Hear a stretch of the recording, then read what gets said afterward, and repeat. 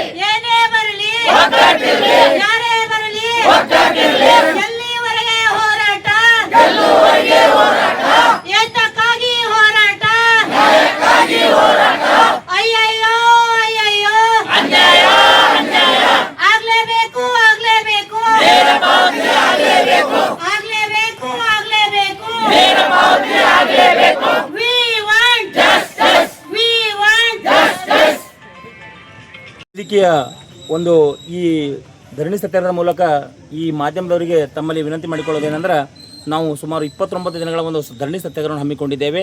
ಇದರಲ್ಲಿ ಸುಮಾರು 7 ದಿನಗಳ ಒಂದು ಉಪವಾಸ ಸತ್ಯಾಗ್ರಹವನ್ನು ಕೂಡ ನಾವು ಹಮ್ಮಿಕೊಂಡಿದ್ದೇವೆ. ಹಾಗಾಗಿ ನಮ್ಗೆ ಒಂದೇ ಒಂದು ಗುರಿ ಏನಿದೆ ಅಂತಂದರೆ 281 ಮಂದಿಯನ್ನು 29ನೇ ತಾರೀಕು ಏಪ್ರಿಲ್ ತಿಂಗಳಲ್ಲಿ ನಮ್ಗೆ ಹೊರಗೆ ಹಾಕಿ ಕಾರ್ಮಿಕ ದಿನಾಚರಣೆಯಿಂದ ನಮ್ಗೆ ವಜಾ ಮಾಡಿರ್ತಕ್ಕಂಥದ್ದು ಒಂದು ದುಷ್ಟಕರ ಸಂಗತಿ. ಹೀಗಾಗಿ ತಮ್ಮಲ್ಲಿ ಮನವಿ ಮಾಡಿಕೊಳ್ಳೋದೇನೆಂದರೆ ಈ ಮಾಧ್ಯಮದ ಮೂಲಕ ಈ ಮೇಲಾಧಿಕಾರಿಗಳು ನಮ್ಮ ಮೇಲೆ ಮಾಡತಕ್ಕಂಥ ಒಂದು ಮಲತಾಯ ಧೋರಣವನ್ನು ಖಂಡಿಸಿ ನಾವು ಈ ಧರಣಿ ಸತ್ಯಾಗ್ರಹವನ್ನು ಹಮ್ಮಿಕೊಂಡಿದ್ದೇವೆ. ಈ ಧರಣಿ ಸತ್ಯಾಗ್ರಹದ ಒಂದೇ ಒಂದು ವಿಷಯ ಏನಂತಂದ್ರೆ ಪ್ರತಿ ತಿಂಗಳು 5ರಿಂದ 7ನೇ ತಾರೀಕು ಒಳಗಾಗಿ ಪಗಾರ ಆಗಬೇಕು, ನಮ್ಮ ನೇರ ಪಾವತಿ ಆಗಬೇಕು ಮತ್ತು ನಮಗೆ ನಮ್ಮದೇ ಆದಂಥ ಒಂದು ಸೇವಾ ಭದ್ರತೆಯನ್ನು ಒದಗಿಸಿಕೊಡಬೇಕು ಅನ್ನುವಂಥ ನಿಟ್ಟಿನಲ್ಲಿ ನಾವು ಏನಪ್ಪ ಅಂತಂದ್ರೆ ಧರಣಿ ಸತ್ಯಾಗ್ರಹವನ್ನು ಹಮ್ಮಿಕೊಂಡಿದ್ದೇವೆ. ಈ ಧರಣಿ ಸತ್ಯಾಗ್ರಹದ ನಾವು ನಮ್ಮ ಪಗಾರನ್ನು ಕೇಳಕ್ಕೆ ಹೋದಾಗ ಮಾತ್ರ ಅವರು ನಮಗೇನಪ್ಪ ಅಂದ್ರೆ ನಿಮಗೆ ನೌಕರಿಯಿಂದ ತೆಗೆದಿದ್ದೇವೆ ಅನ್ನುವಂಥ ಮನೋಭಾವನೆ ಇಟ್ಟುಕೊಂಡು ನಮ್ಮನ್ನು ವಜಾ ಮಾಡಿರ್ತಾರೆ ಸರ್. ಅದಕ್ಕಾಗಿ ನಾವು ಏನಪ್ಪ ಅಂತಂದ್ರೆ ಈ ವೇದಿಕೆಯನ್ನು ಹಮ್ಮಿಕೊಂಡಿದ್ದೇವೆ, ಈ ಧರಣಿ ಸತ್ಯಾಗ್ರಹವನ್ನು ಹಮ್ಮಿಕೊಂಡಿದ್ದೇವೆ. ಇಲ್ಲಿ 281 ಕುಟುಂಬಗಳ ಬೀದಿ ಪಾಲಾಗಿವೆ ಇವತ್ತು ಮೇಲಾಧಿಕಾರಿಗಳ ಒಂದು ವಿಚಾರ ಶಕ್ತಿಗೆ ಅನುಗುಣವಾಗಿ. ಅದಕ್ಕಾಗಿ ದಯವಿಟ್ಟು ಈ ಮಾಧ್ಯಮದ ಮೂಲಕ ತಮ್ಮಲ್ಲಿ ವಿನಂತಿ ಮಾಡಿಕೊಳ್ತೇವೆ ಏನಂತಂದ್ರೆ ಈ ಯಾವುದೇ ಕಾರಣಕ್ಕೂ ಇಲ್ಲೇನಪ್ಪ ಅಂತಂದ್ರೆ ಈ ಬಡ ಕಾರ್ಮಿಕರನ್ನು ದುಡಿತಕ್ಕಂಥ ಕೈಗಳಿಗೆ ಅನ್ಯಾಯವನ್ನು ಮಾಡಬಾರ್ದು, ನ್ಯಾಯವನ್ನು ಒದಗಿಸಿಕೊಡಬೇಕು ಅನ್ನುವಂಥ ಒಂದು ನಿಟ್ಟಿನಲ್ಲಿ ನಾವು ಈ ಧರಣಿ ಸತ್ಯಾಗ್ರಹವನ್ನು ಹಮ್ಮಿಕೊಂಡಿದ್ದೇವೆ ಸರ್. ವಿಶ್ವವಿದ್ಯಾಲಯ ಗುತ್ತಿಗೆ ನೌಕರ ಸಂಘದಿಂದ ಕಷ್ಟಕ್ಕೆ ಸಿಲುಕಿದ್ದೀವಿ. ಇಲ್ಲಿ ನಮ್ಮಲ್ಲಿ ಏನಾಗ್ತಾ ಇದೆ ಅಂತಂದ್ರೆ ನಮ್ಮ ಸಹೋದ್ಯೋಗಿಗಳು ಆರಾಮ್ ತಪ್ಪಿ ಬಿಸಿಲಲ್ಲಿ ಭಾಳ ಇದು ಆಗಿ ಅವರು ಕೆಲವೊಂದು 7-8 ಜನ ಹಾಸ್ಪಿಟಲಲ್ಲಿ ಅಡ್ಮಿಟ್ ಇದ್ದಾರೆ. ಕೆಲವೊಬ್ಬರ ಸ್ಥಿತಿ ಚಿಂತಾಜನಕವಾಗಿದೆ. ಇದು ಏನು ಹೇಳಬೇಕಂತಂದ್ರೆ ಗುಲ್ಬರ್ಗ ವಿಶ್ವವಿದ್ಯಾಲಯದ ಅಧಿಕಾರಿಗಳು ಇಂಥವು ಯಾವುದನ್ನು ಗಮನಿಸದೆ ನಮ್ಮನ್ನು ಬೀದಿಗಟ್ಟಿರೋದಲ್ಲದೆ ಮತ್ತು ಈ ಕಡೆ ಆರಾಮ್ ತಪ್ಪಿದರೂ ಕೂಡ ಒಂದು ಹೆಜ್ಜೆ ಮುಂದೆ ಬಂದು ನೋಡೋಂಥ ಕೆಲಸ ಇಲ್ಲಿವರೆಗೂ ಆಗಿಲ್ಲ. ಬೇರೆ ಯಾರಾದರೂ ಬಂದು ಮಾತಾಡಿ ಏನರ ಸಲಹೆ ಸೂಚನೆಗಳು ಕೊಟ್ಟಿದ್ದಾರೆ ಹೊರತಾಗಿ ಅಧಿಕಾರಿಗಳು ಯಾವ ಸೂಚನೆಯೂ ನಮಗೆ ಕೊಡ್ತಾ ಇಲ್ಲ. ನಮಗೆ ತುಂಬ ದುಃಖ ಆಗ್ತಾಯಿದೆ. ಇವತ್ತು ಫ್ಯಾಮ್ಲಿ ನಡೆಸ್ಕೊಂಡು ಹೋಗೋದಾಗಲಿ ಮತ್ತು ಮನೆಯಲ್ಲಿ ಕೆಲವೊಂದು ಜನ ಹೆಂಗಿದ್ದೀವಿ ಅಂದ್ರೆ ಮಕ್ಕಳಿಲ್ಲ, ಗಂಡ ಇಲ್ಲ, ಜೀವನ ಮಾಡೋಂಥ ಅನಿವಾರ್ಯತೆಗಾಗಿ ಇಲ್ಲಿ ಕೂತಿದ್ದೀವಿ ನಾವು. ಬೇರೆ ಕಡೆಗೆ ಹೋದ್ರೆ ನಮಗೆ ಯಾರಿಗೂ ಯಾವುದೂ ಕೆಲಸ ಸಿಗಲ್ಲ ಅಂತ ಗೊತ್ತಿದೆ.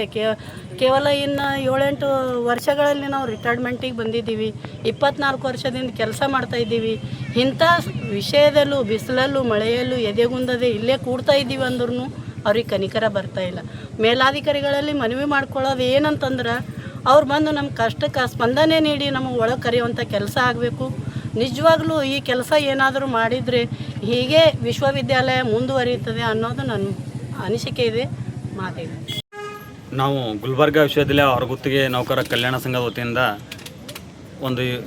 ಒಂದು ನೇರ ಪಾವತಿಗಾಗಿ ನಾವು ಒಂದು ಹೋರಾಟ ಹಮ್ಮಿಕೊಂಡೆವು. ಇಂದಿಗೆ 29ನೇ ದಿನ, ಉಪವಾಸ ಸತ್ಯಾಗ್ರಹ ಮಾಡುತ್ತಿರೋದು 9ನೇ ದಿನ.